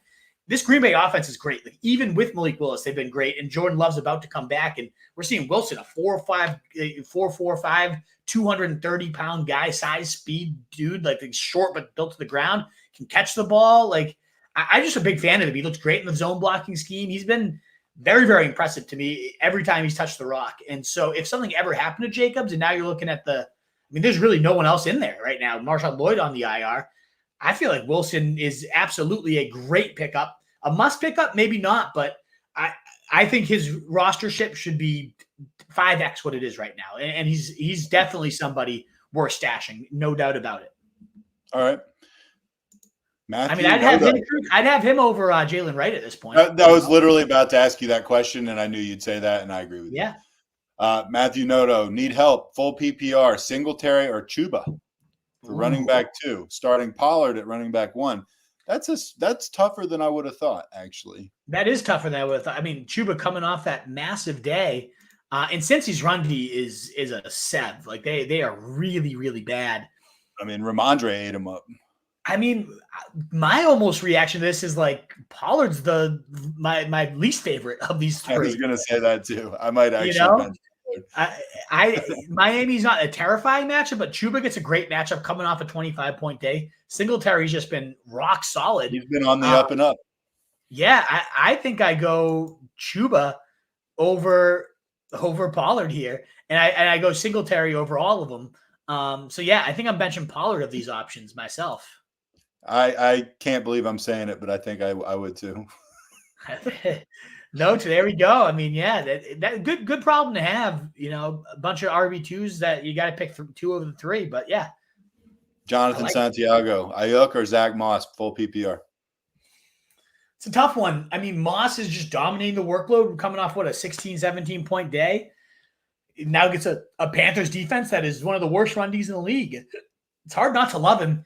And all that to say, though, like if Debo's out, if Kittle's out, I know Ayuk did not show out last week, but it just feels like the eruption's coming. But are they going to really need the eruption this week against the Patriots? Probably not. So I kind of like Moss here. I don't know. It's gross, but I think I'd go Moss over Ayuk. What about you, Truth? My instinct is Ayuk, but you're making some good points. I mean, if Ayuk is back and definitely playing, I'd probably go Ayuk. But I don't know. Yeah. Zach Moss isn't a crazy pick. I mean, Ayuk is playing. It's just a matter of like who's playing around him. Yeah. It's tough. It's hard for me to pick Moss there, even though like everything you said makes a lot of sense. I'm going to stick to my guns and say Ayuk, but Wolf. You should probably listen to the Wolf on this one. Well, I'm saying Moss, but there is like Chase Brown has looked better on his touches. Like there is going to be a week potentially. You never know when it's going to happen, but like suddenly Zach Moss has 30% and Chase Brown has 60%. You're like, whoa, I did not expect that. And now Moss is meaningless. Like that's probably going to happen. The rug's going to get pulled out at some point because Moss doesn't look good. He's just getting a ton of volume and he's getting the touchdowns once he gets in there. But yeah, it's a great matchup though against Carolina. Like, I don't think this is the rug pull week. I think you're going to get 15 to 20 carries in a Bengals offense. That's one of the better ones, despite the 0-3 start. and a great matchup. So I'm going to probably stick to that. But if everybody's ruled out again for the 49ers, like, it's going to be tough to not go Ayuk too. So there's another one. Come back at 8 a.m. on Sunday, and get our take once we have a little more info. It's a hard one to decide right now, Jonathan Santiago. Thomas Medina, gracias amigos. You answer my questions and more before even getting to it. You guys rock. Yeah, he's talking about the Braylon Allen, Rico Dowdle one there as well. And we are now about 20 minutes to kickoff, guys. 8:50 of you with us. Love to see it. Another plea for that thumbs up button. We're going to get close to a rapid fire not too far from now, just to make sure we make it through. But would love to, again, that thumbs up button. If you need to cut the line, super chat is the way to do so while supporting your boys greatly as well. But a free way to support us, again, that just click the button, thumbs up. If you're not sub to us on YouTube, we'd love to have you. Seeing a lot of new names here as we get lower and lower in the comments. We'd love to have you guys be a full-time part of this as we climb to 4,100 soon enough. Awesome to see you, though. Thank you guys so much for being here. We'll be there. I'll bet we'll be there in a couple of days. We are over 850. We're going to go rapid fire in 10 minutes. So we'll try to rip through a bunch of these while I'm still helping out while we can. Noah Fantasy, half-point PPR. Who should I start as my RB2, Akers or Ford, just in case Laporta doesn't play? Freiermuth, Font, or Conklin? Go ahead. So I would say for the RB question, Ford did take that backfield kind of back over, and it seems like Dameon Pierce is going to be in. Maybe we get a little ugly timeshare there. If both of those running backs are ruled out for Houston, I think it's Akers, but otherwise I'm going to go Ford on that situation. If you don't get Laporta, I think the best backup plan there, I loved what I saw from Conklin on that Thursday night game. He's always been the routes here. He's been playing 95% of the routes. He finally got the targets to match it. Rodgers looked good. Kind of the broken play guy. Conklin just over the middle time and time again, just drilling him. So I think Conklin's my favorite of these tight end backups. What about you? I agree on Conklin, and I also agree on Ford. Hey, there we go. Hey, guys, I need help in my flex this week. Do I start Jacoby Myers or Michael Pittman? I also have Tolbert. Thanks. I got to go Myers. I can't start Michael Pittman right now. He's been just one of the biggest slings that thing around, doesn't he? He does, but not to him. not to Michael Pittman. He's not a great passer. No, he is not. That thing is just flying all over the place, and maybe a big play or two to Alec Pierce every now and again, but not the type of guy that Michael Pittman needs. Far cry from the Minshew days where he was just getting absolutely fed. Yeah, so I go Myers. I don't love Myers, but I go Myers. I almost want to say I'd rather go like Michael Wilson over both those guys. Cameron Zick. Need to improve wide receiver depth. I have Tyreek, Zay, Pickens, JSN, BTJ, Dell, and Pittman. You actually have decent depth there. Yeah, I don't know why you need to improve. I was going to say, I would kill to have that wide receiver depth, dude. Yeah. PPR, you can start 4. Thoughts on a 3-for-1 for ASB to tier up? I.e. Zay, JSN, Dell, or JSN, Pickens, BTJ, Pittman, hard to move. So this kind of goes back to the conversation that Wolf and I had earlier, which is like my thoughts on you doing a 3-for-1 to tier up. I'm for it, but I cannot imagine anybody making one of those deals. No, if you can pull it off, you can do it like whatever one gets it done. If either of those two deals get it done, then in a heartbeat I'd hit accept. But JSN's had like a good game. Dell is like the wide receiver 80. Like Zay Flowers is pretty good, but he's no Amon-Ra. No, I really like your squad as far as receivers. If you can pull off a 3-for-1 for a guy like ASB, go for it, dude. Yeah, and Pittman being hard to move, like I think at this point the only place he could move is cut, and I'm dangerously close to putting him on the cut list. We'll see on the next waiver show, but I really don't. It seems like a roster clogger at this point. I mean, I would think Tank Dell would be pretty hard to move right now. Yeah, exactly. At least with Dell, you have like unlike Pittman, like I just don't see this getting better for Pittman. I guess I do see it getting better for Dell. I do. The only way it could get better for Pittman, though, is Saz is saying if Richardson got hurt, Joe Flacco comes in. We saw what they did for Amari Cooper and David Njoku last year. Like there is a path for Pittman to that. So maybe he's not cuttable, but like your path to Pittman being usable is getting Flacco in there. Whereas Dell, like if any of the receivers around him go down, like and it just Dell, like he's gonna get it figured out. I feel like, but again, if you can get it at 3-for-1 done for make the offer. Absolutely. Zabby, 6 points per pass punted on quarterback. Start Daniel Jones, Goff, Caleb Williams, or pick up Stafford or Dalton. I'm definitely not starting Caleb Williams. I can tell you that. I'm going Goff here. I think Goff. Yeah, Center Goff's the be one I feel damned. best about. I think that game shoots out. I know Seattle's defense is solid, but at home he always plays better, does Goff. And that game just again feels like it's got some nice explosive potential there. I know you're hating on Caleb Williams. The dude did have 363 yards on 52 attempts last week, though. Yeah, So yeah. He it threw didn't look 50. good. It wasn't pretty. I don't put him above these guys, but like I think that's gonna. I just think Shane Waldron's such a moron. Like, I cannot stand the offensive coordinator there. So who would you rather start this week, Caleb Williams or Andy Dalton? Be honest. Probably the Red Rifle. No, I'm not really hating on him. I just think of this group of quarterbacks, he's fourth at best and maybe fifth. No, I would go Williams over Dalton. The Rams is a good matchup. Yeah, I have Williams 19 and Dalton 20. So I mean they are literally right neck and neck. But but did you see Andy last week? I love the first 300-yard and 3 touchdown passer on the season. Right. I'm riding that hot hand. Against his revenge game narrative. I mean, and who's better to root for? Like, I think Caleb Williams is kind of a little shit. Like, just like the pouty face and like. Whereas Andy Dalton, the Red Rifle, like who doesn't want to root for the comeback story? I would start Dalton. I mean, look, I would not rather have Dalton for his career right now over Williams, but I would probably start him this week. I would go Goff either way. Is Goff your preferred guy out of all those guys? Yeah. Yes, okay. He is. LeBron's come. Hey guys, keep 2 to stash, half point PPR, 2-2, Leggett, Rashawn, Kareem Hunt, Emmanuel Wilson, Dowdle, Wandale, or Whittington. Pick 2. If I had to stash any of these two, Emmanuel Wilson's far and away my favorite stash. And I'd probably stick with Dowdle on the bench.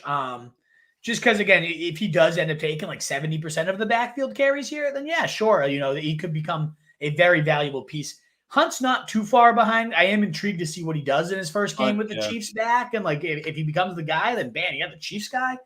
But I really love Wilson as a handcuff. And I think I'd go Dowdle over Hunt right now too. I don't think any of those other guys intrigue me all that much. Yep, I'm with you. But yeah, of those 3, you got to pick your favorite of those 3, but I would limit it to Hunt, Wilson, and Dowdle. My personal choice would be Wilson and Dowdle.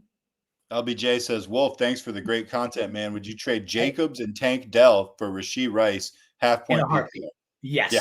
I have Rashee Rice in my top 6 overall rest of the season. Like Rashee Rice is he's a real piece there.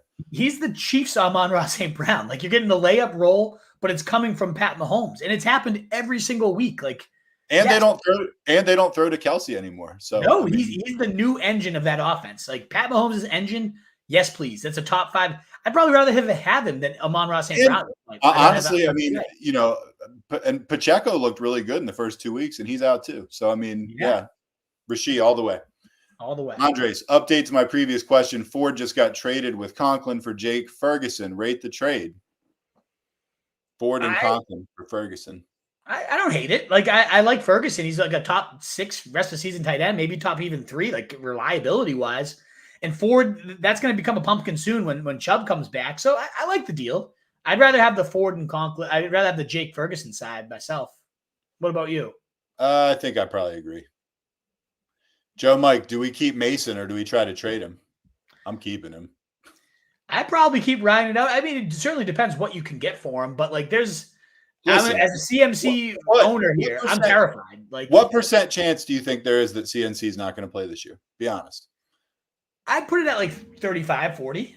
Okay, that's why we are absolutely not trading Mason. Because I agree with you. I mean, it's like I'd say it's better than 50-50 that he's going to play, but not that much better, and that's terrifying. It's terrifying, absolutely. He's in Germany, for God's sakes. Yeah, you never like the German visits. That's terrifying. No. All right. If you go into Germany, that means you got something going on that the doctors here aren't qualified to deal with. Right. All right. Droid 209, KC Titans or Ravens defense? I think as of today, I'd go Titans. But if Herbert's ruled out, I think Kansas City becomes an absolute smash play. Yep. But right now, the Titans against the Miami third stringer, like I like that too. So I'm going to go Titans right now. But if one of these ones by the end of the week, it probably could be KC. Brooks, 70-70, trade PPR. I received Diggs and Bijan and give Jonathan Taylor and Neighbors. Ugh. I don't want to get rid of Neighbors. I'd rather have Neighbors and Taylor. Yeah, I Me too. think Neighbors might be the best player in this deal. As good as Bijan is on paper, we haven't really seen it. It's on paper though. No, I'm not doing that, man. I agree. William says, trade Hurts and B-Rob for Prescott and Debo. I have Dax. We already answered this one, didn't we? I think he might have. This is a super chat. Yeah. So again, I like this deal for you, Alex. I go Prescott, Debo side, especially when you have the Dak bonus there. All right, William, start Steele or Higgins, half PPR. Steele, I think. I don't know. Higgins hasn't done anything yet. Yeah, show me something, T. Mr. Trey Saracinco, full point flex spot, Pitts, or a Dunze. A Dunze, yeah. Your reaction to Pitts is everything you needed to do. It's definitely a Dunze coming off that hot game for sure. We are 1 minute from going rapid fire. Hey, fellas, this is ugly. Rico Dowdle, Javonte Williams. Wait for Cam Akers, Samaje Perine, or Chase Brown. Pick one. Half point. I'm going Dowdle. This is one of the times where you go get a little taste tonight. Javonte, you don't need to.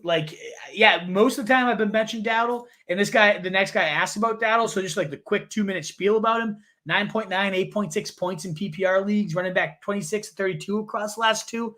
53% rush attempts was nice to see. He's got 13%, 11% target share last two. The peripherals are all okay with Dowdle. He just hasn't looked great, but this seems like the right time for him to do okay. He's just a low-end running back 2 for me tonight, though, Brandon. So, yeah, if you want to rewind and get the full take, you can do that. But, yeah, you said rapid fire time? All right, we're going to go rapid fire right now. I want to point out, Wolf, we're well over 900 people right now, which is pretty impressive. Love it. On a Thursday night. I don't know if we've hit the 1,000 mark on Thursday yet. Maybe we could get there. We've gotten, I think this is about as high as we've gotten, like low. Yeah, one last plea for that thumbs up button. Maybe you can help push us over that 1K mark. A lot of new names here, too. The comments, we'd love to have you subscribe. We go live 3 times a week answering your questions, helping your teams get better. So please do consider that like button, but also joining the Wolfpack and having us be a part of your weekly rotation. We're so happy to have you here. Pitts or Ferguson? For me, definitely Ferguson. 10 out of 10 times. Not even close. Have I talked about Singletary? I sure did. If you want to rewind for the take, go for it. But the real summary is 70% of the snaps in all 3 games. Really just game script dependent, not even game script dependent at all. He can play in all situations. He's gone up from 9.2, 16.5 to 20.8. This continues to rise. And the Dallas Cowboys have gotten bludgeoned on the ground. So Singletary, a must play, in my opinion, Kevin Boswell. I haven't seen a question where I wouldn't have gone Singletary quite yet. Better stash, Hill, Wilson, Johnson, Tracy, or Patterson. I like Wilson as a pure stash there. Mr. Trey Saracinco. What about Gibbs? I mean, I love Gibbs. I don't know. What's not about Gibbs? Love the dude. Absolutely love him. Committee, but it works. Flex Pittman Jr. or Worthy. I like Worthy better. I just cannot. I don't want him at all. Do I start Tyreek? Hoax depends on who your other options are, but you can. It's not great, though. It doesn't feel awesome. He's right around my fringe top 20 because I think Tyreek's the one guy that could just go and be a wrecker no matter who's at QB. Like you could see him getting a 40% target share from Huntley and just going nuts. So, yeah, I think you most likely still start Tyreek. I hate Michael Pittman, Brandon Daniels. I mean, like we said, the only path to his upside is if Joe Flacco is his QB at this point. Yep. Wandale Robinson, Romeo Doubs, or Ladd McConkey. Oh, Giuseppe. I'm going to go Doubs for now, but if Jordan Love's not playing, then Ladd, like Herbert might not play. But I don't like Wandale tonight. Like, get Michael Wilson, Giuseppe. Pick up Michael Wilson. Make this easy on yourself. Or Jalen Tolbert if there's no Michael Wilson. Just play him over those 3.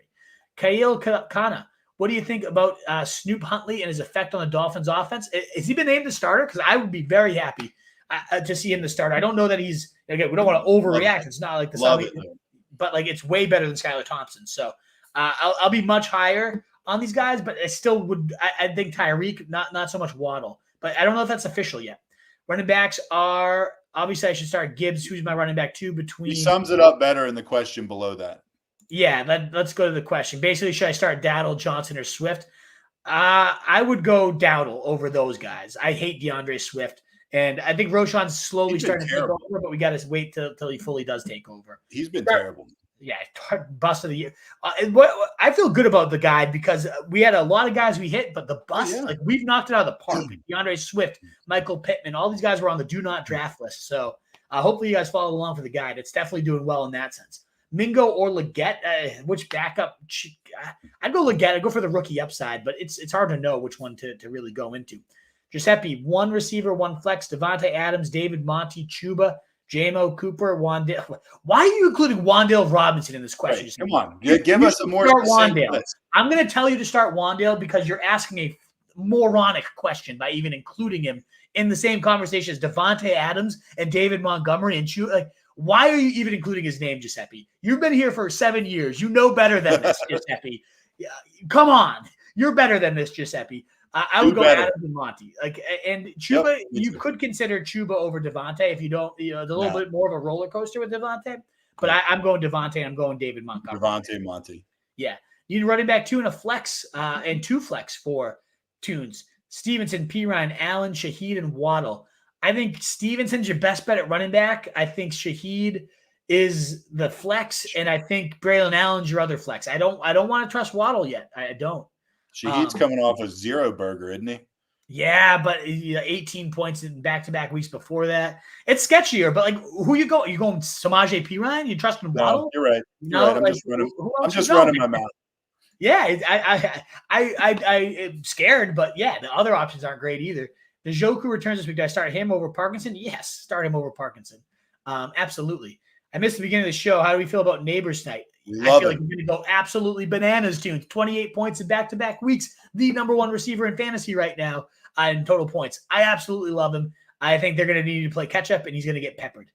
With tight end being what it is this year, I own Bowers and McBride, but beat up at receivers. So look at the rest of the season big board, Mr. Wumbo. It's tough to kind of say, what receiver should I target? I think you should get a good one, though. It's such a tough position, tight end. If you have one of the top 2 guys, I think you can do better than Calvin Ridley and Ladd. I think you should be looking at the Jaden Reed, that type of tier. Myself. Check the rest of the season big board, though. That'll kind of show you where I value those guys at rotostreetjournal.com, Mr. Wumbo. 10 minutes till kickoff right now. All righty. Who do you start? Dowdle, Swift, or Johnson? Braden, we go Dowdle there.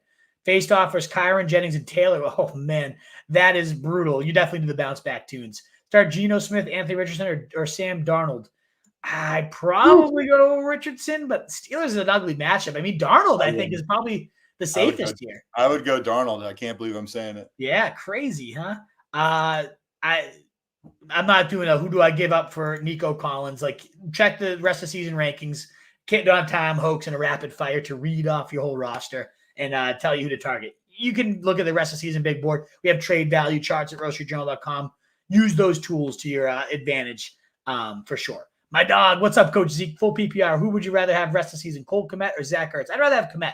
Saw the 20-point upside. I loved what I saw from him. Like, share, sub, people. Yeah, Giuseppe, we're at 950. Get us over the hump, baby. Like, share, and subscribe. We'd love to keep climbing. A lot of new names out here. Love and to that's even after we bashed him for including Wandale Robinson. Of course. See, this is probably before we bashed him, but this man, he's a loyal delivery room truth. But we're doing Collins. Giuseppe will be here forever. Loyal member. That's why I bashed him, because I know he can take the heat. Cowboys or Texans? I'd go Cowboys against the Giants today. I'm feeling a pick 6 at this point. Who do you play at flex? Tolbert, Dobbs, Downs, Rico, B. Allen, or Tutu? Only thing, you also have Brees, so it is trickier to go. I was going to say Allen's my favorite here. I think with these options, I might go Rico to not load up on that backfield. Although, I mean, you could have had both Allen and Brees in 2 weeks ago, and they both scored over 18 points. So I might just ride that backfield and just think they score 40 combined points. I'd probably do that actually, Coach Zeke. Should I trade Rashad White or Charbonnet for Etienne? I don't think Etienne's all that good. I don't love Rashad White either, but no, I would figure something else out. I would try to go for a bigger gun like Jonathan Taylor with maybe Tyreek or something like that. Roshan or Rico? I'd go Rico there, Brandon. Hello, full PPR, 2 flex spots. Dowdle? No, I would not. You got James Cook, Jacobs, no, there's no way. Who do you bench there for Dowdle? No way. Steele's the closest guy, but I'd still probably go Steele over Dowdle. Khalil Shakir or Calvin Ridley? I like Shakir. Number 1 there for Josh Allen, clearly at this point. John Dotson is a strong start this week. I know Mo is just shit posting here. He hates no one hates John Dotson more than Mo. Kyle Tunenberg. I have both Wright and Allen. Would you drop Wright for Michael Wilson? Or I'd drop him for Michael Wilson. I don't think Wright needs to be held on to anymore. We covered that earlier for a bit. What's up, guys? If Jordan Love starts this week, should I start him over Hurts? I'd probably give it a week with Jordan Love. Make sure he makes it through a game. Make sure he stays healthy. But probably rest of the season, you could really be looking at that. Should I trade Andrews and pick up if you can trade Andrews for anything, but for the love of God. Magic beans. Anything you can get for Andrews, do it now, Droid. Pat Fry, Dalton Schultz, or Colby Parkinson. Maybe Dalton Schultz with all these injuries at the receivers. It could be a Dalton Schultz week if there's multiple receivers missing time there. Hold on, Chase Brown and Pirine, or drop one for Wilson, Algier. I would drop Pirine for Algier. And I'd hold on to Chase Brown. I liked what I saw on Monday night from the kid. Do I trade Diggs and Pacheco for Connor and Jameson? I mean, Pacheco, I don't know if we're going to see him the rest of the year. So it kind of becomes Diggs for Connor and Jameson. And I think that's a no-brainer at Timeless Talks. Yes, I would absolutely do that deal. Emmanuel Wilson or Worthy at the flex spot. Definitely Worthy at that point. You're banking on big plays from two guys, and I'd rather bank on it from Worthy. Start one, half PPR. Need help. Dowdle or Akers? It's so tough to know with Akers when we don't know what's going to happen there. It sounds like you're already loaded on that offense. If we knew Akers was the guy and the other two were missing, I'd say Akers over Dowdle. But for right now, with Pierce probably playing, I think I'm going to lean Dowdle here. Rice or Singletary? 100% Rice. Yeah, Rashee Rice every single time. Wandale, Robinson, Bucky Irving, Alan Lazard, or Braylon Allen? I'm going to go start two. I'm definitely going Braylon Allen. And if Bucky Irving plays, I'd go him, but it seems like the hammy's going to be an issue. So I'd probably go Alan Lazard. Either way, I'm not playing Wandale tonight. I'm surprised how many Wandale questions we got. They love Wandale. It's much rostered. I know he gets a lot of targets. In full PPR, he's okay, but I don't know. Katie, what's up, Jigs? What's up, Katie? Pick two full PPR. Pollard, Jennings, Shakir, Thomas Jr. I like Shakir a lot. I'm super high on Shakir at this point. And then it's full PPR. I mean, we got to wait and see. Jigs, I know you're going to have Bryce, or her son, in front of the TV watching the Wolf on Sunday morning. She sent a great picture of it, Truth. It was awesome. We'll have a little more info to deal with. Like Jennings is definitely dependent on is Kittle playing, is Debo playing. If those guys are ruled out, it's probably Jennings. If one or two of them are in, it might change things. I don't love Pollard. I mean, I like Pollard, but last week was spooky. So I might be going Shakir and Thomas Jr. here. I mean, Thomas Jr. had 9 targets. I know they didn't turn into much last week, but 9 targets. He's kind of the number one guy at this point. So if I had to answer this today, it's Shakir and Thomas Jr., Katie Jigs, but ideally we can get a little more info and tune in on Sunday, and we'll figure it out. And that note, that wraps up the mailbag. So I agree with you. 963. We love it.